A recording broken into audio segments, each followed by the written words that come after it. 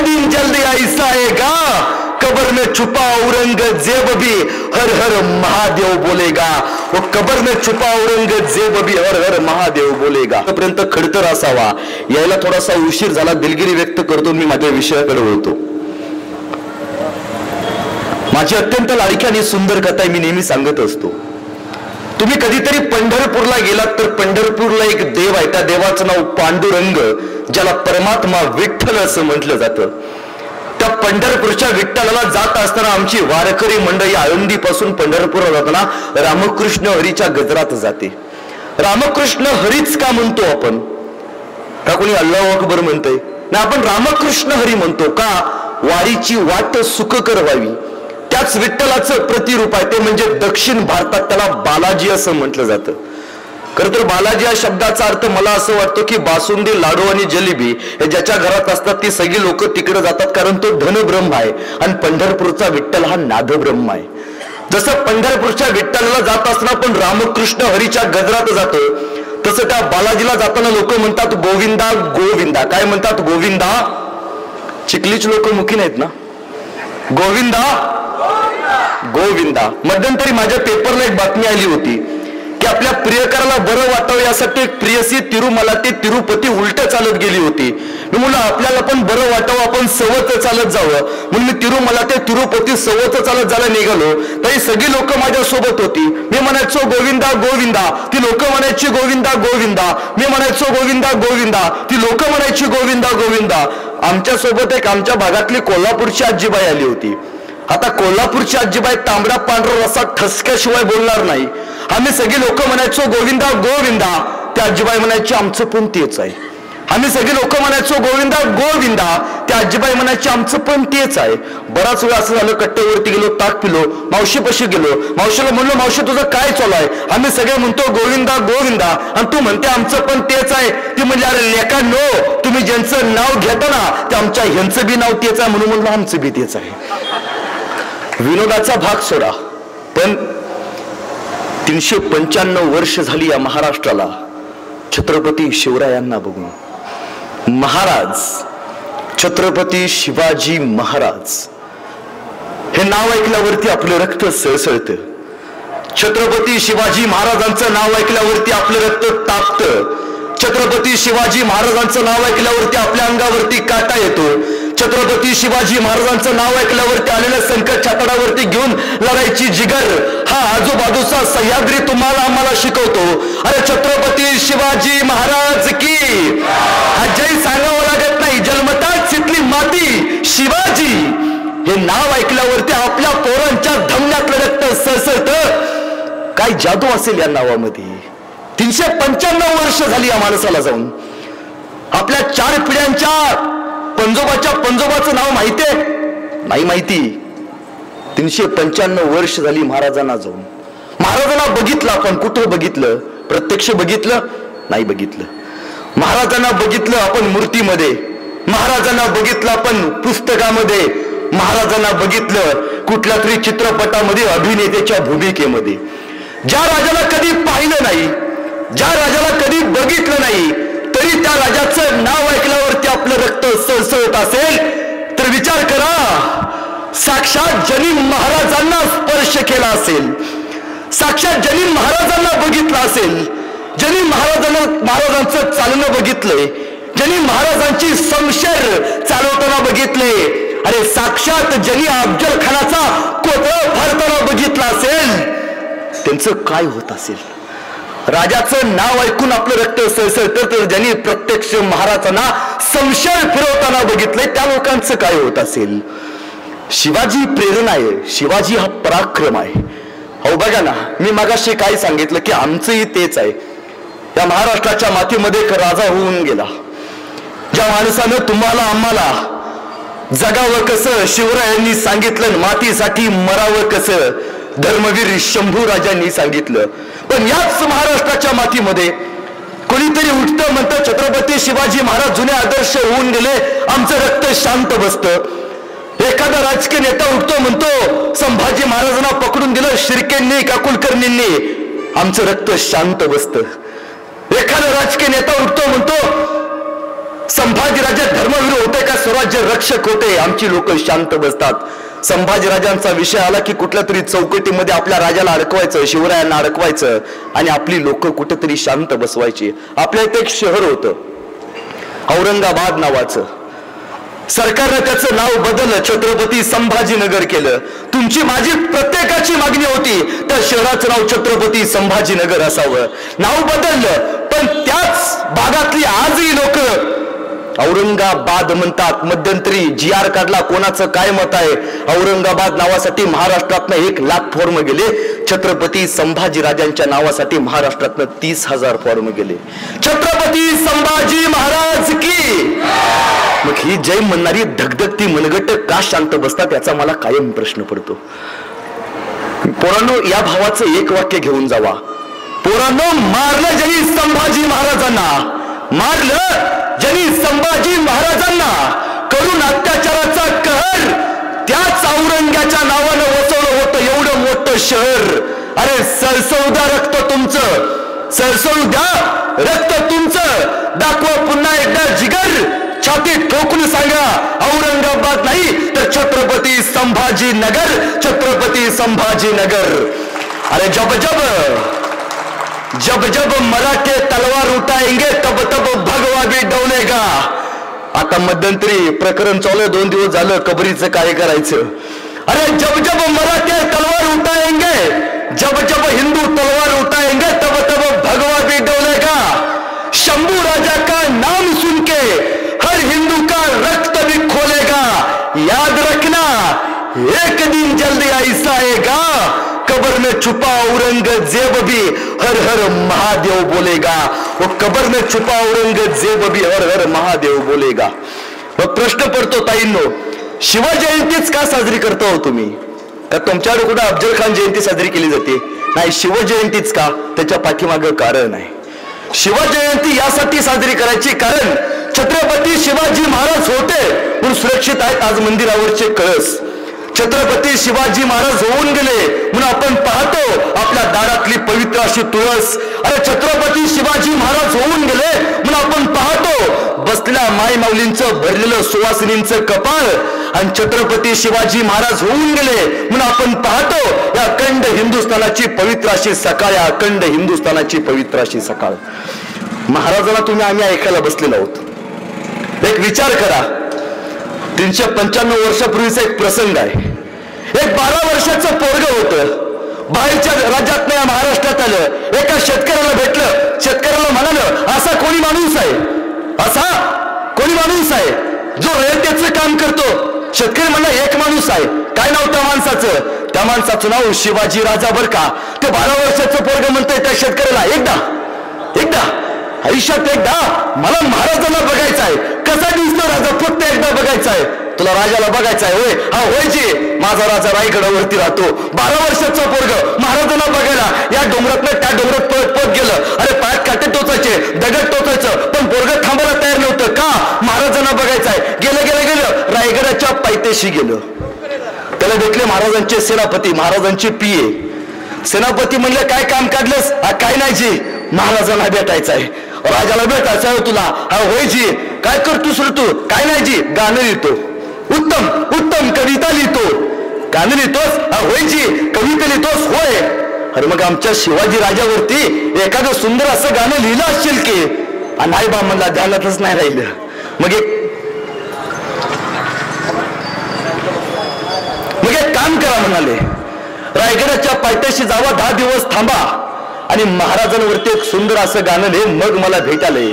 ते 12 वर्षाचं पोरग रायगडाच्या पायथ्याशी गेलं. कार्यकर्ते थोडस समोर येऊन बसा, मला डिस्टर्ब होतं थोडस बोलताना.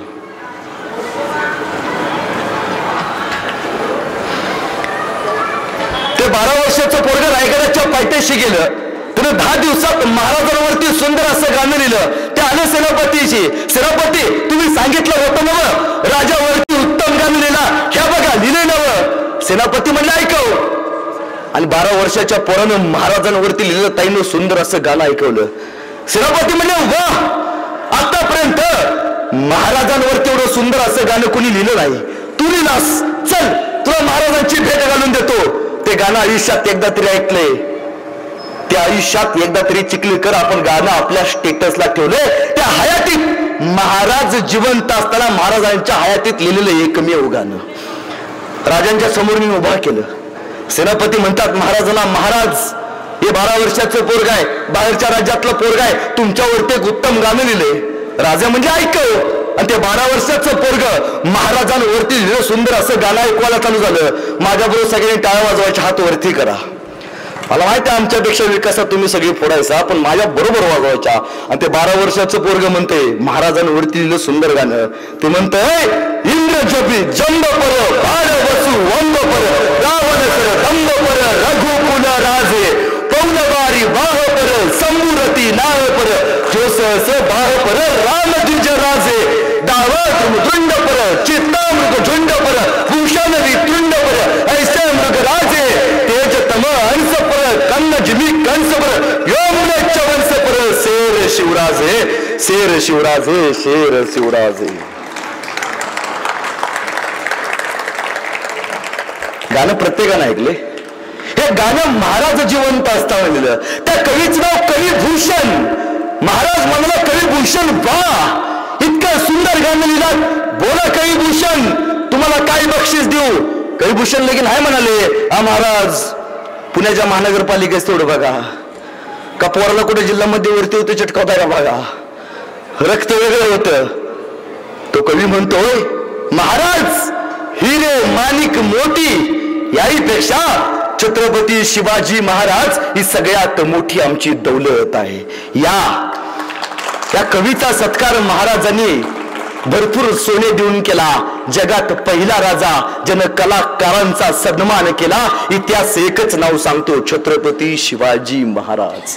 मग ताईनं कधी प्रश्न पडलाय का? प्रश्न पडला पाहिजे. 2 मिनिटात मॅगी कशी बनते हा जसा प्रश्न पडतो ना, तसं इतिहासात हे का घडलं याचा सुद्धा प्रश्न पडला पाहिजे. आपण महाराजांना लाडानं काय म्हणतो? शिवबा म्हणतो. काय म्हणतो? शिवबा. शिवबा म्हणजे काय? शिवबा म्हणजे एक कवी मित्र एके ठिकाणी म्हणतो, कवी विष्णू थोरे असे म्हणतात की शिवबा म्हणजे जिजाऊंच्या पोटी जन्माला आलेलं निरागस बाळ म्हणजे शिवबा. जिजाऊंच्या पोटी जन्माला आलेलं निरागस बाळ म्हणजे शिवबा. इंग्रज, डच, फ्रेंच यासारख्या अत्याचारांचा कर्दन काळ म्हणजे शिवबा. एकीकडे संयमाचा घाट म्हणजे शिवबा, सळसळत्या रक्ताची लाट म्हणजे शिवबा. आम्हा मर्द मावळ्यांना, आम्हा पेटे बांधलेल्या मर्द मावळ्यांना आलेली हिंदुत्वाची जाग म्हणजे शिवबा. आम्हा मर्द मावळ्यांना आलेली हिंदुत्वाची जाग म्हणजे शिवबा. महाराष्ट्रातलं माणुसकी मोजण्याचं माप म्हणजे शिवबा. तुमचा, माझा आणि अखंड जगाचा बाप म्हणजे शिवबा. तुमचा, माझा अखंड जगाचा बाप म्हणजे शिवबा. त्या बाप माणसाला तुम्ही ऐकायला बसलेलात. अहो बघा ना, माणसं आज एकमेकाला स्कूटी देत नाहीत, एकमेकाला गाडी देत नाहीत. महाराजांसाठी मावळ्यांनी जीव दिला. हे कुठून आलं? हे आलं महाराजांच्या पराक्रमातून. एकदा तानाजी मालुसरे राजांना भेटायला आले आणि राजांना म्हणाले, राज रायबाचं लगीन काढले बर का. राजा तुम्हाला माझ्या रायबाच्या लग्नाला लागते बर का. अहो राज, माझ्या रायबाच्या डोक्यावरती तुम्ही तुमच्या पत्नीस अक्षरात टाकायचे बर का. राज, जोपर्यंत तुम्ही माझ्या रायबाचं लगीन लावत नाही तोपर्यंत राज मी इथून हलणार नाही बर का. राजे म्हणाले, हा रायबाचं लगीन काढला सोय, हा होय राज, तुम्हाला ओळखते बर का. अरे पण ताना कोंडाणा घ्यायचा म्हणतो रे, सरदिशी मागे सरले. अहो राज, हे ताना असताना तुम्ही कोंडाला घ्यायला जाणार नाही राज. ना जातो की. अरे पण ताना तुझ्या रायबाच्या लग्नाचं काय नाही राज, आधी लगीन कोंडाण्याचं मग माझ्या रायबाचं. ताना खाली आला, हातातला पत्रिका फेकला, तांदूळ टाकलं, घोड्यावरती बसला, गेला गेला गेला. तानाजी असा गेला, परत आलाच नाही. गड आला पण सिंह गेला.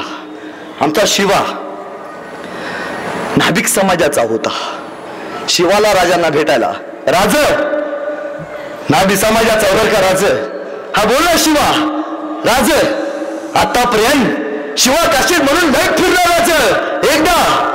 एकदा संधी द्या राज, एकदा संधी द्या राज. आजपर्यंत शिवा काशीद म्हणून लय जगलोय राज. एकदा शिवाजी राजा म्हणून मरायची संधी द्या राज. फक्त एकदा जगायची संधी द्या राज. आमचा बाजी काका राजे म्हणतात, बाजी काका चला सोबत. विशालगडावरती सोबत जाऊन तोफेचे दारुडू. बाजी काका म्हणतात, नाही राज लाख मेले तरी चालतील, लाखाचा पोशिंदा जगला पाहिजे राजा तुम्ही बिनगोर जावा. हे ऐकल्यावरती भारी वाटतं, ऐकल्यावरती अंगातलं रक्त तापतं, ऐकल्यावरती आपलं रक्त सळसळतं. पण विचार करा, आतापर्यंत माय माऊलीनं नाण्याची एकच बाजू बघितली, नाण्याची दुसरी बाजू कधी बघितली? या हिंदुस्थानात असा एक राजा होऊन गेला ज्या राजानं या हिंदुस्थानाला खऱ्या अर्थानं धर्म हिंदू काय असतो तो शिकवला. ज्या राजानं 14 वर्ष वनवास भोगला त्या राजाचं नाव म्हणजे प्रभुश्री, बोलायचं प्रभुश्री राम. आपण अभिमानानं सांगतो रामाने 14 वर्ष वनवास भोगला. ताईंनो, कधी अभिमानानं सांगितलं इतिहासकारानं, रामासोबत सीतेला सुद्धा 14 वर्ष वनवास भोगावा लागलाय. रामाचा भाऊ लक्ष्मण यांनी 14 वर्ष वनवास भोगला. कुठली गोष्ट नसताना सुद्धा लक्ष्मणाच्या बायकोला सुद्धा 14 वर्ष रामासोबत लक्ष्मणासोबत वनवास भोगावा लागलाय. हे इतिहासानं कधी दुसरी बाजू मांडली नाही. मी असं का सांगतो? दुसरी बाजू काय आहे हो इतिहासाची? तानाजी मालुसरेंचं बलिदान होय, बाजीप्रभूंचं होय, शिवकशिदांचं होय, आणि पण त्याचबरोबर विचार करा, चिखलीकर ज्या दिवशी तानाजी मालुसरे लढायला गेले असतील तरी त्यांच्या बायकोला काय वाटलं असेल? पोराचं लगीन ठरले, हळद लागले, सगळी माणसं घरी आलेत आणि नवरा म्हणतोय कोंडाला घ्यायला जायचं आहे. एका बायकोला काय वाटलं असेल? आताचे एखादी असती म्हणले असते, थांबा लेकाचं लगीन काढले, काय दिले त्या शिवाजी राजानं, लगीन करून जावं लेकाचं. नाही, तानाजी मालुसरेंची पत्नी नाही असं म्हणाली. तानाजी मालुसरेंची पत्नी म्हणते, राव ओ तानाजीराव, एक वेळ आपल्या रायबाचं लगीन नाही झालं तरी चालेल. तानाजीराव, एक वेळ आपल्या रायबाचं लगीन नाही झालं तरी चालेल, पण तानाजीराव महाराजांच्या कोंडाण्याचं लगीन लावल्याशिवाय तुम्ही माघारी यायचं नाही. एका पत्नीने आपल्या नवऱ्याला सांगितले. तो शिवा 4 वर्षाची पोरगी होती, त्याची लखलखणारे डोळे आपल्या बापाला बघत होते. या शिवानं आपल्या आलेकीला मिठी मारलं. बाप माणसं भरपूर आहे तिथं, लेक 2 तास नाही दिसले तर डोळ्यात पाणी येतं. या माणसाला माहिती होतं आपण मरणार आहे. शिवानं आपल्या लेकीला मिठी मारलं, डोळे भरून बघितलं, आपल्या बायकोला बघितलं आणि बायकोला जाताना ओळख म्हणाला, ऐक सखे, शिवाजी राजाने एक मोहीम धाडली. आतापर्यंत शिवाकाशीत म्हणून फिरलोय, पण सखे तुझा एक दिवस शिवाजी राजा म्हणून मरणार आहे बर का. तर मायमाऊलीला माहिती नव्हतं काय होणार आहे. लखलख नाही 4 वर्षाच्या पुरगीचे डोळे आपल्या बापाला बघत होते. शिवानं आपल्या लेकीला मिठी मारली. शिवाला माहिती होतं लेकीला शेवटचं बघायचं आहे. शिवा घोड्यावरती बसला.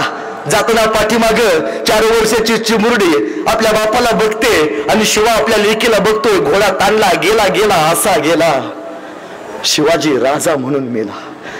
संभाजी महाराज 40 वर्ष ज्या माणसानं मरण यातना सोसल्या, डोक्याच्या केसापासून पायाच्या नखापर्यंत ज्या राजाची चामडी सोलली गेली, अरे नख काढली, जीभ छाटली, द्यायचा कुठला दर्द उरला नाही. नख काढली, जीभ छाटली, द्यायचा कुठला दर्द उरला नव्हता. द्यायचा कुठला दर्द शिल्लक राहिला नव्हता. आणि स्वर्गात गेल्यावरती ज्या माणसाला तिथल्या देवाने सुद्धा झुकून मुजरा केला होता त्या राजाचं नाव म्हणजे छत्रपती संभाजी महाराज आहे. तो राजा ज्यावेळी गेला त्यानंतर काय त्यानंतर काय झालं? 40 दिवसांच्या अत्याचारानंतर श्री सखी रात्नी जयती महाराणी येसूबाई कैक वर्ष औरंगजेबाच्या कैदेत होत्या. कैद्यात असून सुद्धा ताराराणी मासाहेब असू दे, राजाराम महाराजांच्या मृत्यूनंतर 2 रणरागी